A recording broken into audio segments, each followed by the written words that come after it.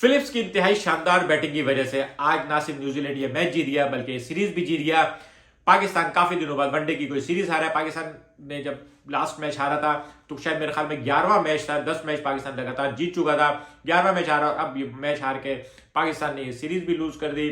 आज के मैच पे बात करते हैं। अगर आपने अब तक मेरा चैनल सब्सक्राइब नहीं किया तो प्लीज मेरा चैनल सब्सक्राइब करें और बेल आइकन प्रेस करें। बात करते हैं पहले पाकिस्तानी बैटिंग की। पाकिस्तानी बैटिंग आज अच्छी थी, हैरानकुन तौर पर, लेकिन बहुत अच्छी नहीं थी।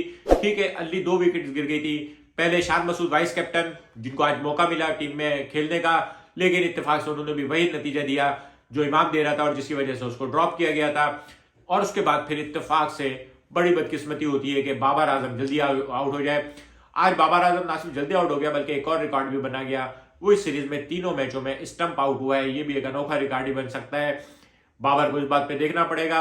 लेकिन उसके बाद फखर जमान और रिजवान, इन दोनों ने एक बहुत शानदार इनिंग खेली है। इन्होंने ना सिर्फ विकेट का गिरना रोका बल्कि एक अच्छा डिसेंट स्ट्राइक रेट भी मेंटेन किया। और जब रिजवान आउट हुआ है 150 प्लस की पार्टनरशिप के बाद, तो 34वें ओवर में पाकिस्तान का स्कोर तकरीबन 175 था। 150 प्लस की इनकी इन दोनों की पार्टनरशिप थी। और यहां से हमारे पास एक बहुत अच्छा प्लेटफॉर्म था। हमारे नीचे वाले खिलाड़ी आए, तेज खेले और इस स्कोर को 310 315 तक पहुंचाए। लेकिन हमारे खिलाड़ी उसके बाद 17 ओवर में कोई खास इजाफा नहीं कर सके। सिर्फ 100 रन का इजाफा हुआ, जो शायद 6 के एवरेज से था, जो एक स्टैंडर्ड एवरेज है। खासतौर पर आखिर में हमारे पास जो सबसे बड़ी मिसिंग नजर आ रही है, लास्ट के 15 ओवर और खास तौर पे लास्ट के 10 ओवर में अगर हम बैटिंग फर्स्ट कर रहे हो और हमें स्कोर बोर्ड पे बड़ा टारगेट लगाना हो, तो हमारे बैट्समैन स्लॉग हिटिंग करने के काबिल नहीं है। वसीम और नवाज, ये दोनों ऑलराउंडर के तौर पर टीम में शामिल हैं, लेकिन इनकी ऑलराउंडर परफॉर्मेंस हम नहीं देख सके। बॉलिंग इन दोनों ने मुनासिब कराई है, कोई इतनी बुरी नहीं कराई, लेकिन इन दोनों की बैटिंग से हमें कोई फायदा नहीं हुआ। शादाब की भी याद आई और शाहीन अफरीदी की भी याद आई। इन दोनों के आने के बाद मेरे ख्याल में हमारी टीम जो है वो बहुत बेहतर हो जाएगी। अगर ये दोनों इस मैच में होते तो इस मैच का नक्शा बदल सकता था, बॉलिंग में भी जान होती। और फिर सबसे बड़ी बात ये कि आज नसीम शाह भी नहीं था हमारे पास। अब आते हैं न्यूजीलैंड की बैटिंग में। न्यूजीलैंड ने भी बहुत ज्यादा शानदार बैटिंग नहीं की। अगर हम देखें तो 10वें ओवर के अख्ताम पे पाकिस्तान ने 37 और न्यूजीलैंड ने 44 रन बनाए थे।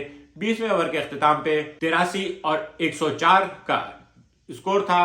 30वें ओवर के अख्ताम पे हमारे 153 फॉर 2 और उनके 155 फॉर 2 थे। बिल्कुल इक्वल मैच जा रहा था। और 39वें ओवर में 6 विकेटों के जब छठी विकेट गिरी है तो हमें लग रहा था कि हम ये मैच जीत जाएंगे। लेकिन वहीं से ये मैच, जहां से हमें लगा कि अब हम ये मैच मुकम्मल तौर पे, अब ये मैच हमारे हाथ में आ गया है। और इस मैच में हम ऐसा कभी भी नहीं हुआ कि लग रहा हो कि हम ये मैच आसानी से हार जाएंगे। ये मैच, पूरा मैच जो है मुकाबले का चलता रहा जब तक कि फिलिप्स का लाठी चार्ज स्टार्ट नहीं हुआ। फिलिप्स की ट्यूबलाइटें तो मशहूर थी, अब फिलिप्स की हिटिंग भी मशहूर होगी। फिलिप्स की बैटिंग ने मुझे मैं बार बार बात करता हूं कि हमारी बैटिंग में हीरोइक परफॉर्मेंस की कमी है, वो आज फिलिप्स की बैटिंग में नजर आई। एक आदमी खड़ा हुआ, उसने हिटिंग करनी शुरू की कई, और एक 20-20 जैसी इनिंग की चक्कर 42 बॉल, फिलिप्स ने 42 गेंदों पे 43 रन बनाए हैं। और ये एक T20 स्टाइल की बैटिंग थी। और उसकी वजह से अचानक ये मैच, जो 10 ओवर में 60 रन न्यूजीलैंड को चाहिए था, उसकी 6 विकेटें गिर चुकी थी, 4 विकेटें बाकी थी। और एक आध विकेट अगर और गिर जाती उस वक्त तो शायद ये मैच हमारे हाथ में होता। लेकिन फिलिप्स की बैटिंग ने इस मैच का पासा पलट दिया और हमारे हाथ से निकल गया। एंड में हमारे बॉलर्स बहुत जान मार रहे थे। उन्होंने कहीं पे भी ये महसूस नहीं होने दिया कि उन्होंने हाथ पैर छोड़ दिए हैं। लेकिन हसनैन के ओवर में नो वाइड, रिजवान के से जो बाय की मिसफील्डिंग हुई है, ये सारी चीजें, इस पे भी काम करना होगा। इस छोटी छोटी चीजें जो होती हैं वो जमा होकर बड़ी हो जाती हैं। इस मैच में हैरत के तौर पर बहुत सारे खिलाड़ी रन आउट हुए हैं। इसका मतलब ये है कि बैट्समैनों को इस पिच पे शॉट खेलने में इतनी सहूलत नहीं थी, उन्हें रन बनाने के लिए मेहनत करनी पड़ी थी। और ऐसी पिच के ऊपर फिलिप्स ने इंतहाई धुआंधार बैटिंग की और ये मैच निकाल लिया। अब हमारे पास तकरीबन 1 महीने तक कोई क्रिकेट नहीं है। 1 महीने बाद PSL का मेला लगेगा, रंग बिरंगी क्रिकेट होगी, हम मगन हो जाएंगे। उसके बाद रमजान है और फिर रमजान के ईद के बाद जो है न्यूजीलैंड दोबारा आएगी और उसके बाद फिर एशिया कप और वर्ल्ड कप है। उसके बाद तो बहुत सारी क्रिकेट है। लेकिन अब यही वक्त है 1-2 महीने PSL के जरिए हमें जल्द से जल्द अपने कुछ जो इश्यूज हैं उनको तलाश करना होगा।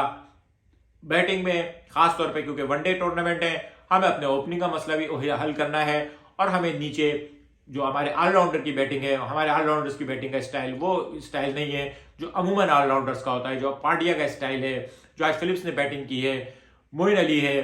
तो इस पे हमें बड़े काम करने की जरूरत है, इन्हीं खिलाड़ियों को तैयार करना होगा। मिलेंगे अगले किसी व्लॉग के साथ। शुक्रिया।